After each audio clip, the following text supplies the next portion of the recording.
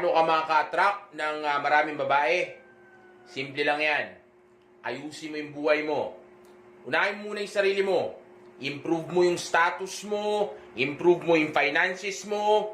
Maghanap ka ng maayos na trabaho. Tapos sabayan mo na rin ng paghahanap ng purpose mo in life. Yan lang ang only way para maka-attract ka ng maraming babae. Yan lang ang tanging sagot sa mga katanungan mo. Yes, marami nagsasabi na confidence. Pero, saan ba manggagaling yung confidence mo? Saan? Sa malaki mong tiyan? Sa wallet mong walang laman? Ha?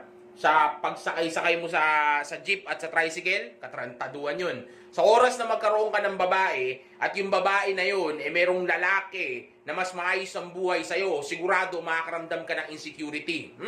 Sigurado yan. Bakit? Dahil simple lang. Alam mo sa sarili mo kung sino ka. At alam mo na yung kumpiyansa mo, peke. Kaya nga dapat ayusin mo yung buhay mo. Huwag kang tatanga-tanga.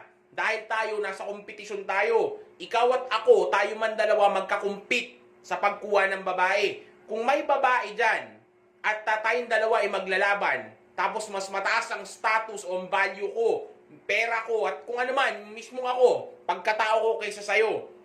Let's say, ang value mo kumpara sa akin ay nasa 1 ka lang. Tapos ako kartada Gs. O kartada 8. Okay, kartada 8. Tingin mo ba, sino sa atin dalawang papatulan ng babae na yun? Siyempre ako. Mas maayos itsura ko. Mas maayos ang status ko. Mas maayos ang finances ko.